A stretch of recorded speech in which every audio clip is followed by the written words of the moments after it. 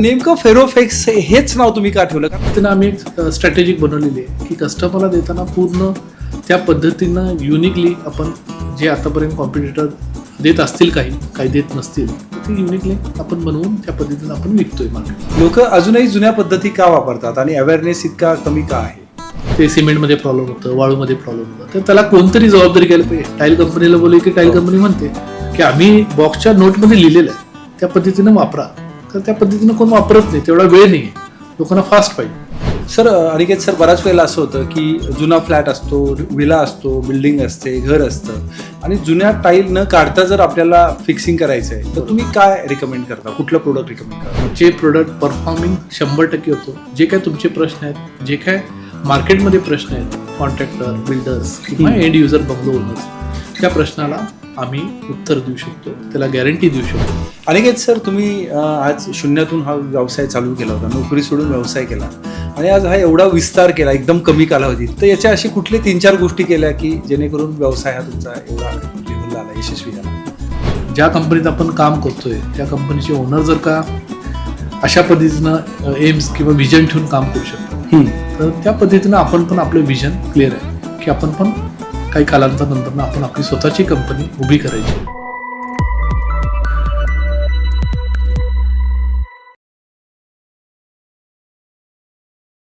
नमस्कार मंडळी, स्वागत आहे आज आपल्या आवडत्या पॉडकास्टमध्ये. आज आपल्यासोबत आहेत अशी व्यक्ती ज्यांनी केवळ टाईल्स लावण्याचा नव्हे तर विश्वास बांधण्याचा व्यवसाय उभा केलाय. Let's welcome mister Aniket Gadadawar, founder of Ferofex India private limited, ज्यांनी तयार केलंय आजच्या युगातलं मोस्ट ट्रस्टेड नाव फेरोफेक्स. नमस्कार अनिकेत सर, तुमचं या coach Kiran Patil podcast business पॉडकास्टमध्ये स्वागत आहे. तर नेमकं फेरोफेक्स हेच नाव तुम्ही का ठेवलं? कारण खूप युनिक नाव आहे आणि लगेच पटकन लक्षात राहतं. सो फेरोफेक्स हेच नाव तुम्ही का ठेवलं? आपण जे काय आता आपण आपल्या कंपनीमध्ये जे प्रोडक्शन करतोय, प्रोडक्ट बनवतोय, तर थोडं आपण जरा इंटरनॅशनल अर्थाच्या माध्यमातून आपण तो नाव घेतलेलं. अच्छा, म्हणजे फ्युचरमध्ये आपल्याला बाहेर देखील बाहेर काही एक्सपोर्ट मटेरियल करण्यासाठी. वाव. तर त्या दृष्टिकोनातून आपण तो मटेरियलचं नाव आपण घेतलेलं आहे. अच्छा, कंपनीचं नाव घेतलेलं आहे, सॉरी. तर फिक्सिंग सोल्युशन्स आपलं सगळं त्याचं एक टॅग मार्क आहे, ते आपण फेरोफिक्स पद्धतीनं आपण घेतलंय. फेरोचा जर अर्थ बघितला तर त्या लोगोमध्ये जर बघितला तर एफ आणि ई हा आमचा उलटा आहे. जर त्या ब्रँडमध्ये बघितलं तुम्ही तर त्याचा अर्थ असं होतं की फेरो जी गोष्ट आपण जातो, म्हणजे जी गोष्ट आपण लावतो, भिंत, टाईल आणि मधलं आपलं ॲडेझिव्ह, तर ते तिन्ही एक जीव होतं, ते तिन्ही काढताना एकत्र यायला. त्याचा अर्थ असा ॲक्च्युली स्पॅनिश वर्डमध्ये फेरोफिक्स. खूपच सुंदर नाव. फिक्स म्हणजे fixing all kind of the tile, you know, like की बाबा आपण सगळ्या प्रकारची टाईल फिक्स करू शकतो. जे काय फिक्सिंग मटेरियल आहे ह्याच्यातलं ते आपण ते करतो, म्हणून ते आपण युनिक नाव जरा थोडं त्या प्रकारे ठेवलेलं आहे. सर, सुरुवात कशी झाली तुमची याची फेरोफिक्स?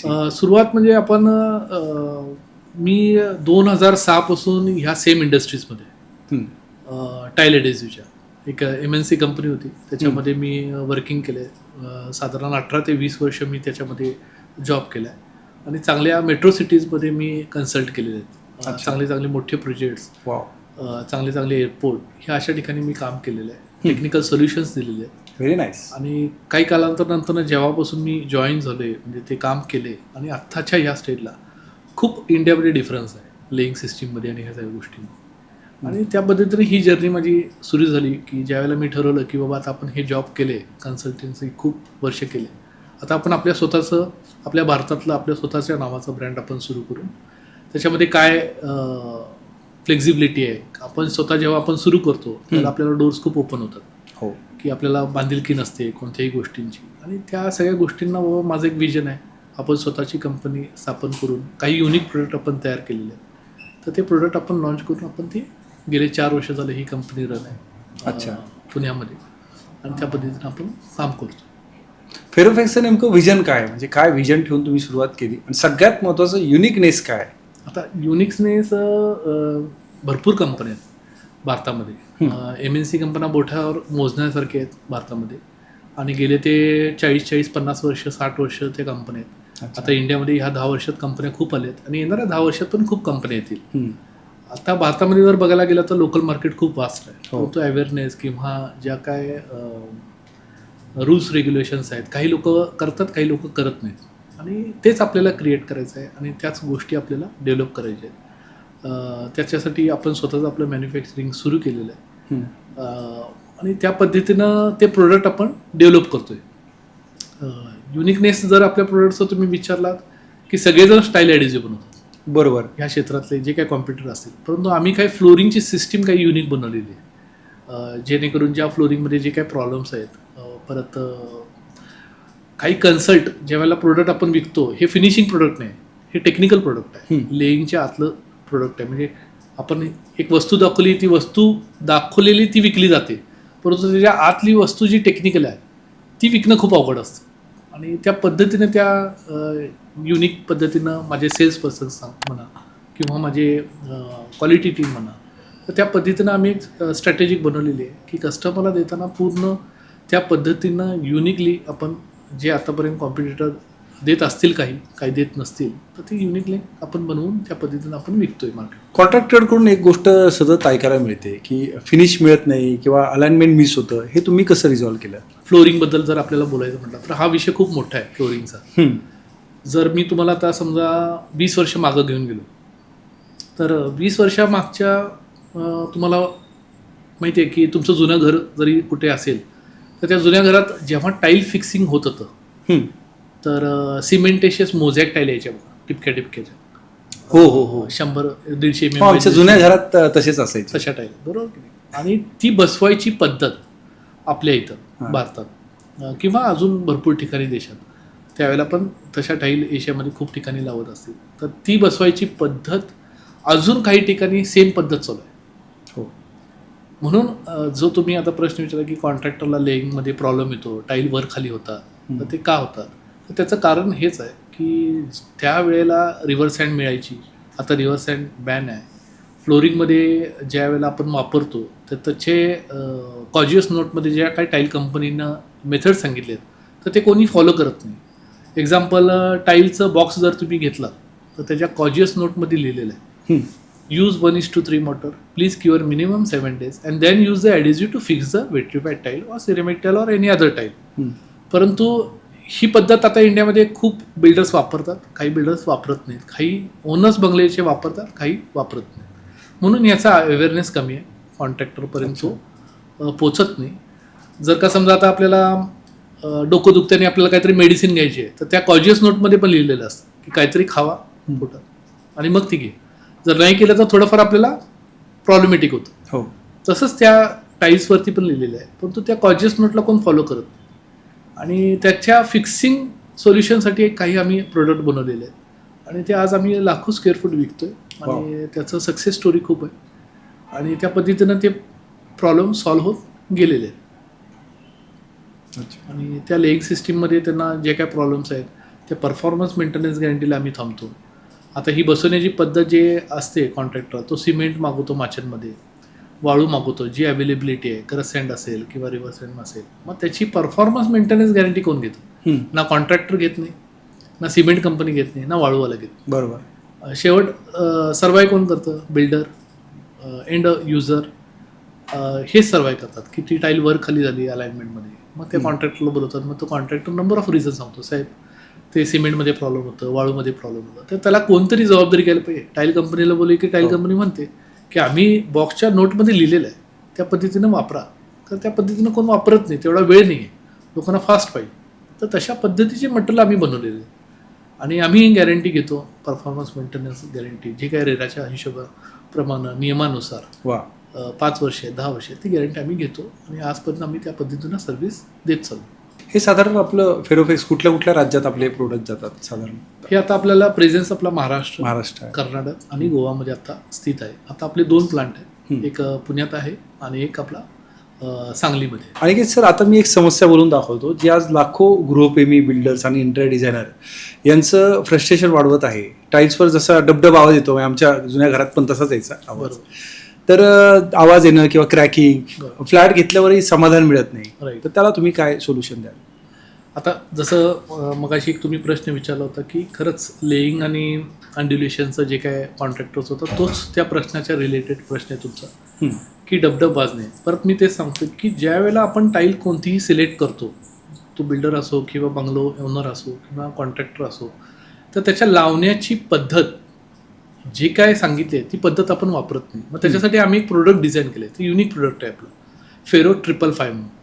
फेरो 555. आता ते प्रोडक्ट कसं अप्लाय करायचं, आता तुम्हाला तर ह्यातलं माहित नाही की बाबा टेक्निकली तुम्ही पर्सन आहे. खरं तुम्ही आता 2 मिनिटासाठी असं विचार करा की बाबा तुमच्या घराला 1000 स्क्वेअर फूटची टाईल लावायची आणि मी सेल्स पर्सन आहे आणि मी तुम्हाला आता भेटायला आलोय आणि आता मला बाबा तुम्हाला समजावून सांगायचं की साहेब तुम्ही 1000 स्क्वेअर फूट वेट्रिफाईड टाईल लावणार आहे आणि तुमची मेथड तुमच्या कॉन्ट्रॅक्टरनं तुम्हाला सांगितलंय, परंतु तुम्हाला हा प्रॉब्लेम भरपूर ठिकाणी तुमच्या जुन्या घरात होता किंवा तुमच्या मित्राच्या घरात होता, म्हणून तुम्ही हे मला आता विचारलं आणि मी तुमच्याकडे आता विकण्यासाठी ते प्रोडक्ट आलेलं आहे आणि तेच मी तुम्हाला समजवतोय की माझ्याकडं फेरो 555 हे प्रोडक्ट आहे.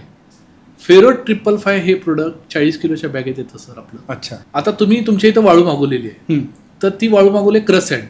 तर ते क्रश सँड का मागवली, कारण की तुमच्याकडे रिव्हर सँड आता अवेलेबलच नाही, कारण की गव्हर्नमेंटनंच बॅन केलेलं आहे की आपल्याला रिव्हर सँड कुठेही मिळत नाही. मग ती क्रश सँड मागवले, त्या कॉन्ट्रॅक्टरनं तुम्हाला सिमेंटमध्ये मिक्सिंग करून सिमेंटचे बॅग पण तुम्ही मागवलेले. तर सर माझी एक रिक्वेस्ट आहे की तुम्ही जी टाईल मागवली आहे त्या टाईलच्या कॉजियस नोटमध्ये वाचा की ती मेथड काय सांगते आणि त्या पद्धतीनं कॉन्ट्रॅक्टर लावायला तयार आहे का नाही. मग माझ्याकडे जे प्रोडक्ट आहे ते सेम प्रोडक्ट जो कॉन्ट्रॅक्टर वापरतो तसंच करायचं, फक्त त्याच्यामध्ये सिमेंट वापरायचं नाही आणि आपली बॅग वापरायची. आता ते प्रोडक्ट काम काय करतं, 1 घमेला माझं प्रोडक्ट घ्यायचं आहे बाय व्हॉल्यूम आणि 8 घमेले तुमची क्रश सँड घ्यायची आहे. जे काय तुमचं माचन आहे 25 mm 40 mm त्याचं माचन करायचं आहे, त्याच प्रोडक्टची तुम्हाला स्लरी बनवून ती टाकून ती टाईल फिक्स करायची. मग आता तुम्हाला असं वाटेल की बाबा ह्यात वेगळं काय, तर ह्याच्यात वेगळं काय आहे की त्या प्रोडक्टला क्युरिंगची गरज नाही. आफ्टर 24 hours तुम्ही त्याच्यावरती चालू शकताय. त्याला क्युरिंगची गरज नाही आहे. त्याला 5 वर्ष 10 वर्ष जी काय परफॉर्मन्स मेंटेनन्स गॅरंटी ती आम्ही देणार. गॅरंटीमध्ये काय असणार आहे, हॉलो साऊंड जे तुम्हाला डबडब होतो किंवा जे स्कर्टिंगला पाणी रायझिंग होतं, भिंतीला ओल होते, तर हा प्रकारची सगळी गॅरंटी आम्ही देणार. आणि हे लाखो स्क्वेअर फूट आता आम्ही पूर्ण महाराष्ट्रात, गोवा, कर्नाटक या भागात करतो. आता काय की सर कोणतरी जबाबदारी घ्यायला पाहिजे, म्हणून मी जे काय माझं करिअर माझं ह्याच्यात केलेलं आहे, म्हणून मी माझ्या टीमने जे काय आम्ही प्रोडक्ट हे डेव्हलप केले आहे फेरो 555. तर हे फेरो 555 परफॉर्मन्स मेंटेनन्स गॅरंटी आम्ही घेतो. जे प्रोडक्ट परफॉर्मिंग 100% होतो. जे काय तुमचे प्रश्न आहेत, जे काय मार्केटमध्ये प्रश्न आहेत, कॉन्ट्रॅक्टर, बिल्डर्स किंवा एंड युजर बंगलो ओनर्स, त्या प्रश्नाला आम्ही उत्तर देऊ शकतो, त्याला गॅरंटी देऊ शकतो की हे प्रोडक्ट डबडब आवाज येणार नाही, ह्या प्रोडक्टवर लोड पॉईंट पडला की टाईलवरती ती टाईल क्रॅक होणार नाही. परत जे स्कर्टिंगला पाणी रायझिंग होतं ते कन्व्हेन्शन किंवा ट्रेडिशन मेथडमध्ये का होतं की त्याच्या पाण्याचा प्रकार जास्त असतो. कॉन्ट्रॅक्टर काय करतो की सिमेंट आणि वाळू जर मिक्स केली त्याच्या पाण्याचा प्रकार जरा जास्त होतो, कारण की ते क्रश सँड ओढताना हे दुखतं, म्हणून ते पाणी डायल्यूट जास्त करतात. त्या मॉइश्चर कुठंतरी जायला पाहिजे, पाणी कुठंतरी जायला पाहिजे, म्हणून ते भिंतीच्या वर जातं किंवा त्याचा एअर तयार होतो आणि मग ती टाईल फुगते किंवा अशा उकडून येतात बघा टाईल. मग ते डबडब जसं तुम्ही म्हटलं हॉलो साऊंड येतो, ह्या प्रकार करतात. तर फेरो 555 तुम्ही वापरला की वेट ऑन वेटमध्ये सेम प्रोडक्ट सिमेंट सारखंच वापरायचं आहे, परंतु त्याला गॅरंटी, परफॉर्मन्स मेंटेनन्स गॅरंटी हे सगळी आम्ही तुम्हाला देतो. लोक अजूनही जुन्या पद्धती का वापरतात आणि अवेअरनेस इतका कमी का आहे? अवेअरनेस क्रिएट करणं, आता आपण मी जे काय करतोय हे पण अवेअरनेस क्रिएट करण्यासाठीच करतो. अच्छा. नंबर ऑफ कॉन्ट्रॅक्टरला आम्ही मीट घेतो, बोलवतो की त्यांना सांगतोय की टाईल कशी लावायची, भिंतीवरती, फ्लोअरवरती, भिंतीवर लावताना काय आपल्याला म्हणजे घ्यायला पाहिजे माहिती, हे आमच्यासारख्या मॅन्युफॅक्चरिंगकडनं, नंबर ऑफ सेल्स पर्सनकडनं तुम्ही घ्यायला पाहिजे. आता जर का तुम्ही बघितलात की पहिला भिंत कसं होती की विटाची बांधकाम होती, त्याच्यावरती प्लास्टर होतं आणि मग आपण ॲडिझिव्ह लावतो. अजून पण खूप ठिकाणी खूप प्रकारे चालू आहे. तर आता ॲल्युमिनियम शेटरिंग आहे. ॲल्युमिनियम शेटरिंग म्हणजे काय की बाबा रेडीमेड वॉल येते, जे आपण कास्ट करतो, जसं स्लॅब होतो तसा रेडीमेड वॉल पण तुम्ही कास्ट करताय. रेडीमेड वॉल म्हणजे की ती कास्ट होते, जसं तुम्ही स्लॅब करता तशी. मग त्याला काय प्लास्टर विठाचं बांधकामाची काही गरज नाही, कारण त्याला केमिकल बॉन्डिंगच पाहिजे. मग खूप बिल्डर्स ते केमिकल बॉन्डिंगने ॲडिझिव्ह घेतात. मग त्या ॲडिझिव्हमध्ये पण काही नॉर्म्स इंडिया गव्हर्नमेंटनं तयार केलेले आहेत, युरोपियन नॉर्म्स आहेत, IS नॉर्म्स आहेत. तर त्या नॉर्म्स पद्धतीनं ते ॲडिझिव्ह वापरायला पाहिजे. जर ॲडिझिव्हमध्ये सिरॅमिक टाईलचं ॲडिझिव्ह असेल आणि ते ॲडिझिव्ह जर का वेट्रिफाईड टाईलला तुम्ही लावत असाल तर ते डिबॉन्डिंग होणार. ओके. तो अवेअरनेस क्रिएट करायचा आपल्याला. आज वेट्रिफाईड टाईलला तुम्ही उलटं करा, सिरॅमिक टाईलला उलटं करा, दोन्हीत पाणी टाका. सिरॅमिक टाईल पाणी पिणार, वेट्रिफाईड टाईल पाणी पिणार नाही. लाईक अ ग्लास, त्याला केमिकल बॉन्डिंग पाहिजे की नको. मग सिमेंट हे रिजिड आहे, लक्षात घ्या. सिमेंट हे रिजिड आहे म्हणजे काय काय कालांतरानंतर सिमेंट डिबॉन्ड होणार. आणि कोणतीच कंपनी सांगत नाही की तुम्हाला सिमेंटनं टाईल लावा, ॲडेझिव्हनीच टाईल लावा असं म्हणतात. आणि हाच अवेअरनेस आपल्याला क्रिएट करायचा आहे. मग अशी आपण फ्लोरिंगबद्दल बोललो की फ्लोरिंगबद्दल हे प्रोडक्ट अवेअरनेस क्रिएट करून आहे. अवेलेबिलिटी आज इंडियात मॅन्युफॅक्चरिंग आहे, माझ्यासारखे अजून असतील. करेक्ट. तर ते अवेअरनेस आपण क्रिएट करून लोकांना आपण ते क्रिएट करतो की बाबा ह्या पद्धतीनं टाईल लावा. सिमेंटमध्ये जे 15-20 mm मध्ये लावताय ती ॲडेझिव्हमध्ये लाईन लेवल जर तुमची भिंत असेल तर 5 mm 6 mm मध्ये टाईल लागते आणि त्याचे लॉंग लास्टिंग राहते. डबडब आवाज येत नाही तुमचा, हलूनच येणार नाही, ते डिबॉन्ड होणार नाही. आणि हाच अवेअरनेस क्रिएट करायचा आहे आपल्याला. आणि ह्या पद्धतीनं आपण जे प्रोग्राम्स घेतो, किट मिटिंग्स घेतो, बिल्डर्सना भेटतो, इंटरनल इंजिनियर्स मीट घेतो, जे आपण क्रीडामध्ये आपण काही प्रेझेंटेशन्स देतो. तर ह्या पद्धतीनं आपण ते अवेअरनेस क्रिएट करतो आणि त्या पद्धतीनं आता अवेअरनेस हळूहळू क्रिएट होतोय. अनिकेत सर, साधारण आता याचा अवेअरनेस जो आहे तो इंडियात किती % आहे आणि बाहेर किती % आहे? आता जर काय ॲव्हरेज जर आपण काढायला गेलो तर माझ्या एक्सपिरियन्सप्रमाणे मी बरोबर आहे काय चुकीचं आहे मला माहिती नाही, परंतु 10 to 12% इंडियामध्ये अवेअरनेस आहे. अच्छा. आणि युरोपमध्ये जर बघितला तर किंवा गल्फमध्ये बघितलं तर 99% आहे. तर एवढा फरक का? कारण की आज जे काही छोटे मोठे सिटीज आहेत, मिनी मेट्रो सिटीजमध्ये खूप अवेअरनेस वाढायला लागला आता. येणाऱ्या ह्या 5-7 वर्षात खूप वाढलेला आहे. आणि हळूहळू हा अवेअरनेस वाढायला लागला आहे की नाही आता आपल्याला हे करायचं. कारण की मी जसं म्हटलं की 20 वर्षापूर्वी टाईल लावायची जी पद्धत होती तीच पद्धत अजून इंडियामध्ये काही ठिकाणी अजून तशीच कंटिन्यू चालू आहे. बरोबर. काही ॲडेझिव्हची बॅग येतात, खरी काही लोक अजून त्या ॲडेझिव्हमध्ये सिमेंट पण मिक्स करतात, प्युअर ॲडेझिव्हली वापरत नाही. करेक्ट. मग ते आता माझ्यासारखे सेल्स पर्सन किंवा कंपनीचे ओनर, मॅन्युफॅक्चरिंग हे सतत भेटत राहतात लोकांना आणि तो अवेअरनेस क्रिएट करतो. खरं हा 12% अवेअरनेस म्हणजे खूप वाढलेला आहे, अजून वाढेल. हो. आणि आज 2x2च्या टाईलपेक्षा आज मोठ्या 400x1200च्या टाईल्स आहेत. आज मोठा लोकांचा एक चेंज झाला आहे व्ह्यू की आपल्याला मोठ्या प्रमाणात मोठी साईज आवडते. तर ह्या पद्धतीने अवेअरनेस क्रिएट होतं. जसं टाईल मार्केट वाढतं आहे, जसे फिनिशिंग वाढायला लागले टाईल्स, तसं ॲडेझिव्ह मार्केट वाढतं आहे. म्हणून आता आपल्या इंडियाचा अवेअरनेस खूप वाढायला लागला. सर, अनिकेत सर, बऱ्याच वेळेला असं होतं की जुना फ्लॅट असतो, विला असतो, बिल्डिंग असते, घर असतं आणि जुन्या टाईल न काढता जर आपल्याला फिक्सिंग करायचं आहे तर तुम्ही काय रिकमेंड करता? कुठलं प्रोडक्ट रिकमेंड करता? आता आपल्याला रिन्युएट करायचं आहे, टाईल काढायची नाही आहे, तर आपल्याकडं फेरो 135, फेरो 225 असे 2 प्रोडक्ट आहेत. हे 2 प्रोडक्ट काय की तुम्ही टाईल कोणती घेणार आहे, किती बाय कितीची घेणार आहे, कोणत्या प्रकारची घेणार आहे, सिरॅमिक घेणार आहे, वेट्रिफाईड घेणार आहे का स्टोन घेणार आहे, त्या पद्धतीने मग तुम्हाला टाईल काढायची काही गरज नाही. तुमचं साधारण 500-1000 स्क्वेअर फूट तुमचं 2 ते 3 दिवसात लावून मोकळं होतं. म्हणजे तोडफोड न करता तुमची टाईल आपण लावू शकतो. आणि ते प्रोडक्ट आपल्याकडं आहे अवेलेबल. तुमचा एखादा चांगला कस्टमरचा फीडबॅक आहे का जो तुम्हाला एकदम मोटिवेट करून गेला, किंवा पहिल्या कस्टमरचा अनुभव? आता मी ज्यावेळेला ही कंपनी सुरू केली तर ह्या कंपनीचं जे प्रोडक्ट माझं युनिक आहे फेरो 555.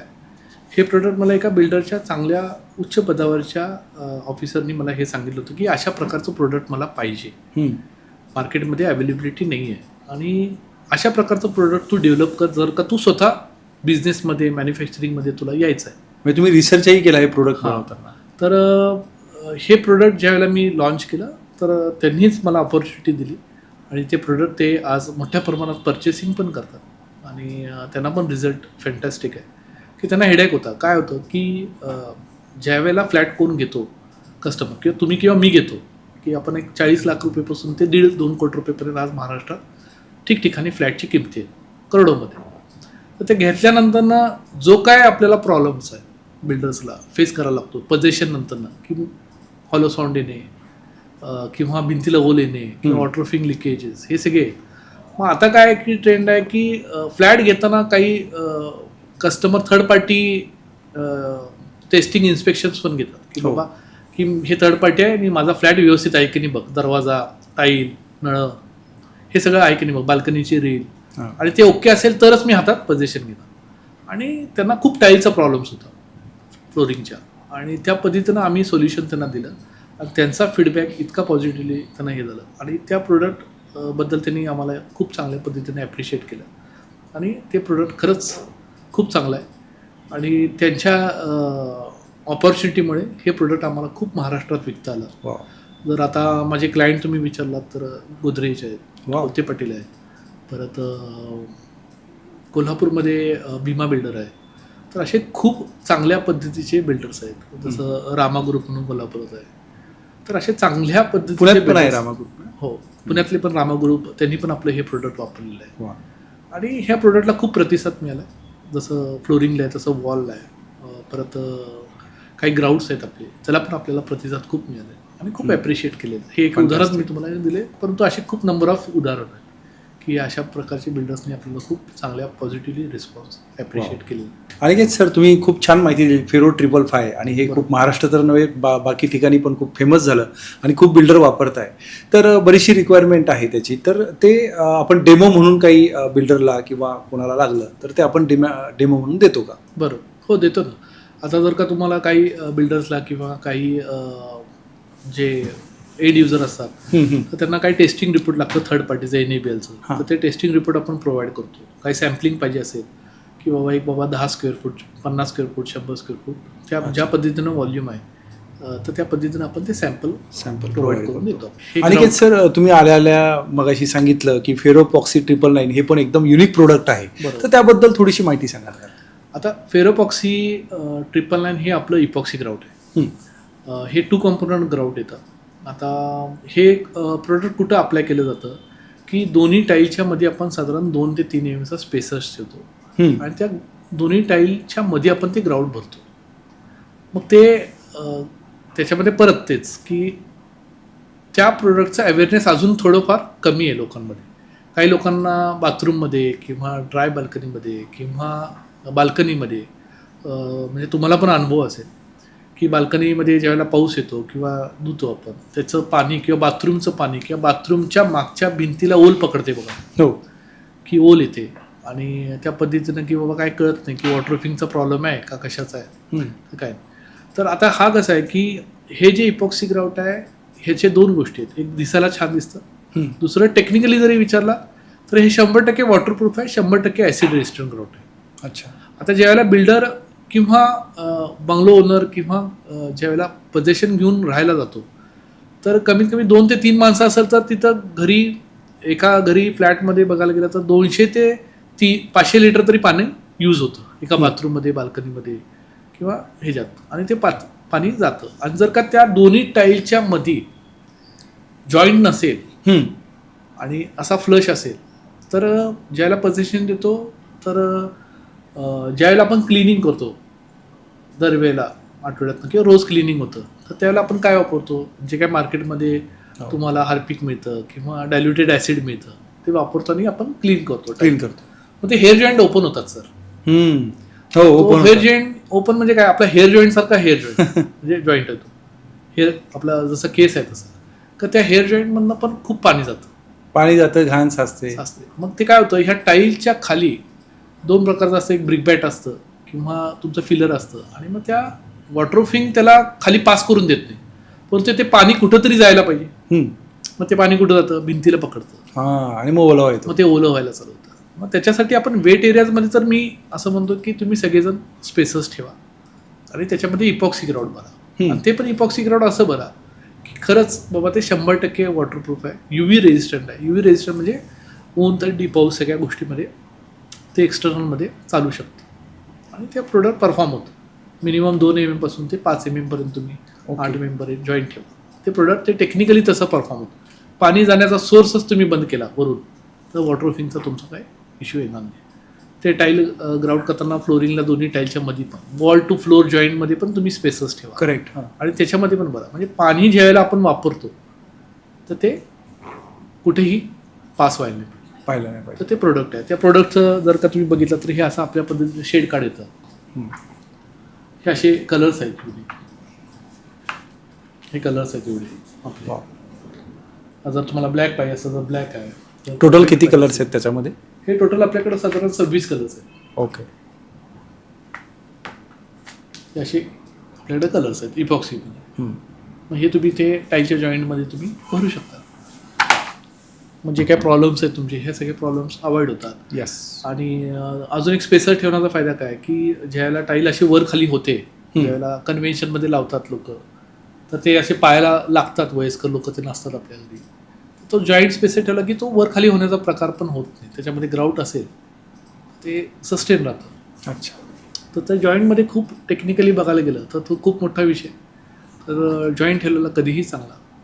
तेवढी स्टाईल ब्रेक झाली किंवा चेंज करायची तेवढीच आपण टाईल पण काढू. आणि काय sir, ceramic tile, vitrified tiles, marble tiles, तर अडेझिव्ह जे वापरलं जातं, तर ते कसं कुठल्या कुठल्या प्रकारचं साधारण कुठल्या कुठल्या टाईलला वापरलं जातं?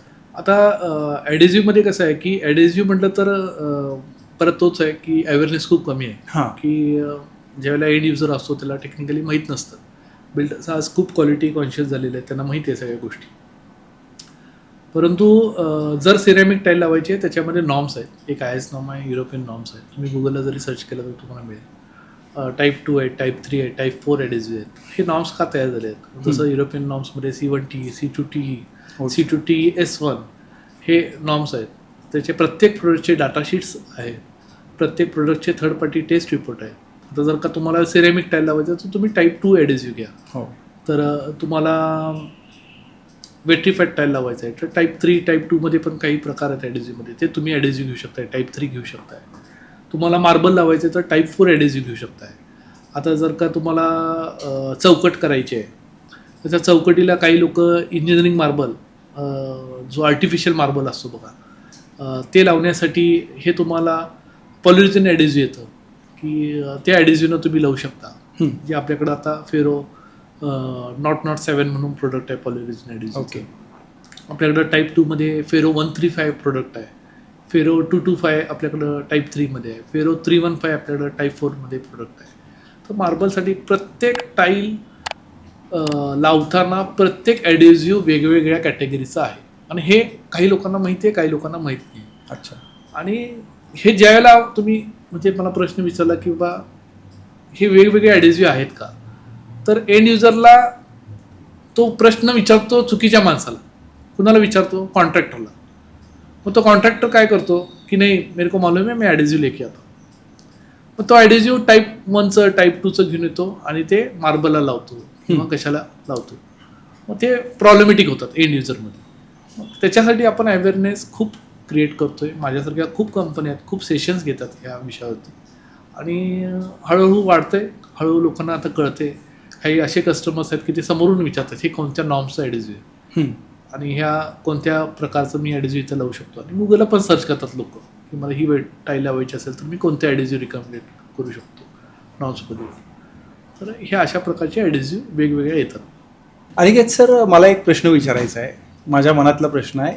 तर तो असा आहे की ज्यावेळेस आपण बिल्डरकडून फ्लॅटचं पोझिशन घेतो किंवा एखादा कॉन्ट्रॅक्टर आपल्याला सगळ्या गोष्टी म्हणजे डायरेक्ट चावी देतो पूर्ण काम करून, पण ज्यावेळेस ते शेवटची जी टाईल क्लिनिक असते तर ती ॲसिड वॉश करतात, कधी पाण्याने धुतात, कधी अजून काही गोष्टी केल्यामुळे काही स्क्रॅचेस येतात, काही स्क्रबिंग करतात. तर ती क्लिनिंग कशा पद्धतीने केली पाहिजे किंवा ती खराब होऊ नये म्हणून काय काळजी घेतली पाहिजे असं? आता काय होतं की ज्या वेळेला एंड युजर जो कोण बिल्डिंग बनवणारा बिल्डर असो किंवा बंगलो ओनर असो किंवा कॉन्ट्रॅक्टर असो, ज्याला पोझिशन द्यायचं आहे, परत तोच आहे की 15-20 वर्षापूर्वी फिक्सिंग जे होतं टाईल्सचं किंवा वापरण्याचं ते खूप अवेअरनेस कमी होतं. आणि ती पद्धत जी क्लिनिंगची आहे तशीच क्लिनिंगची पद्धत अजून पण काही ठिकाणी चालू आहे. तर काही बिल्डर्स असे करत नाही, जे वेल नोन बिल्डर्स आहेत ते काही ॲसिड वॉशनी सगळ्यांनी अवॉइड केलेलं आहे. आणि आपल्याकडं जर तुम्ही मला विचारलं की आपल्याकडं काय सोल्युशन आहे तर आणि काय मार्केट आता करते, तर फेरोफिक्सकडं लिंबियर म्हणून एक प्रोडक्ट आहे. तर ते लिंबियर प्रोडक्ट काय आहे की ज्या वेळेला समजा 2000 किंवा 1000 स्क्वेअर फूटचा फ्लॅट आहे, आता तो मला पोझिशन हातात द्यायचा आहे तुमच्या, तर तो माझ्या इंजिनियरला मी काय सांगणार की बाबा हे लिंबियरचं प्रोडक्ट घे, जिथे जिथं डाग आहेत तिथे तिथे ते टाक आणि ते क्लीन कर. एवढं की आपल्याला पाणी टाकायचं आहे किंवा भरपूर ॲसिड टाकायचं आहे, ॲसिड वॉशनं पूर्ण बिल्डिंग क्लीन करायची काही गरज नाही. ॲसिड वॉश केलं तर खूप काही गोष्टी खराब होऊ शकतात. जे तुमच्या बाथरूममध्ये जे नळ आहेत त्याला तो ॲसिडनं गंज पकडू शकतो. जे दरवाजेचे स्टीलचे आहेत त्याला पकडू शकतो. टाईल डॅमेज होऊ शकते. काही लोकांनी जर का स्पेसस मेंटेन केले नाही तर ते ॲसिड आत जाऊन ते टाईल डिमॉन्ड होऊ शकतो. तर ह्या खूप काही गोष्टी आहेत आणि आता थोडा अवेअरनेस वाढायला लागला आहे. आणि जर असं कोणाला वाटत असेल किंवा तुम्हाला कधी क्लिनिंगचा असं कधी योग आला तर फेरोकॉलचा आपल्याकडे लिंबियाळ आहे, तर तो क्लीन होतो, त्याचे सिमेंटचे डाग निघतात, पेंटचं डाग व्हेरी निघतं. नाईस.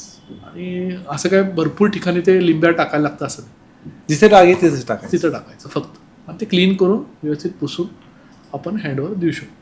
अनिकेत सर, तुम्ही आज शून्यातून हा व्यवसाय चालू केला होता, नोकरी सोडून व्यवसाय केला आणि आज हा एवढा विस्तार केला एकदम कमी कालावधीत. तर याच्या अशी कुठले 3-4 गोष्टी केल्या की जेणेकरून व्यवसाय हा तुमचा एवढा लेव्हलला आला, यशस्वी झाला?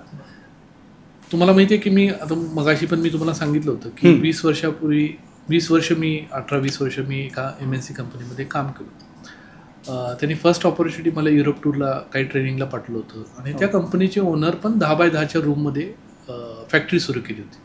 आणि आज ती कंपनी वर्ल्डमध्ये जवळजवळ 15-16 फॅक्टरीज आहेत आणि मिलियन टर्नओव्हर आहे त्यांचं. आणि त्यांचं जे 60 वर्षापूर्वी जे विजन होतं त्या पद्धतीनं ते विजन घेऊन ते उतरून ते कंपनी आज एवढ्या मोठ्या प्रमाणात उभी केलेली आहे. आणि युरोपमधून आल्यानंतर तिथं कन्सल्टन्सी मॉडेल होतं. खूप काही मुलं तिथं जे काम करत होतं तिथल्या स्ट्रॅटेजी ज्या होत्या त्या स्ट्रॅटेजिक आम्ही इंडियामध्ये डिस्कस केल्या आणि ती ऑपॉर्च्युनिटी आम्ही घेतली. आणि त्यावेळेलाच आपलं विजन क्लिअर होतं की बाबा ज्या कंपनीत आपण काम करतोय त्या कंपनीचे ओनर जर का अशा पद्धतीनं एम्स किंवा विजन ठेवून काम करू शकतात तर त्या पद्धतीनं आपण पण आपलं विजन क्लिअर आहे की आपण पण काही कालांतरानंतर आपण आपली स्वतःची कंपनी उभी करायची. आणि एका कंपनीमध्ये कन्सिस्टन्सी आपण ते काम केलं, अनुभव घेतला 18-20 वर्ष आणि त्या पद्धतीनं ते फंड्स त्या पद्धतीनं मॅनेज आपण करत ह्या कंपनीला आपण उभं केलं आणि त्या पद्धतीनं फेरोफेक्स उभी झाली. पुढच्या 3 वर्षाचं फेरोफेक्सचं काय विजन आहे? आता विजन बघितलं तर कंपनीला 100 कोटीच्या वर घेऊन जायचं आहे. वाव. आणि आत्ता 20 प्रोडक्ट आहेत, अजून 80 प्रोडक्ट पाईपलाईनमध्ये आणि ते स्लोली येतील. आणि विजन आपलं क्लिअर आहे की पहिला 100 कोटीच्या वर घेऊन जायचं आहे. आणि एकदा 100 कोटीच्या वर गेले तर स्काय इज नॉट लिमिट. ते तर आहेच. मित्रांनो, जर तुमचं घर, प्रोजेक्ट किंवा टाईल वर्क फ्युचर प्रूफ करायचं असेल तर 2 नावं लक्षात ठेवा, फेरो 555 आणि फेरोपॉक्सी 999. हा पॉडकास्ट फॉरवर्ड करा त्या सगळ्यांना जे कायम टिकणारं समाधान शोधताय. तर मित्रांनो, भेटूया पुढच्या पॉडकास्टमध्ये. स्वस्थ राहा, मस्त राहा आणि आपल्या कुटुंबाची काळजी घ्या. थँक्यू.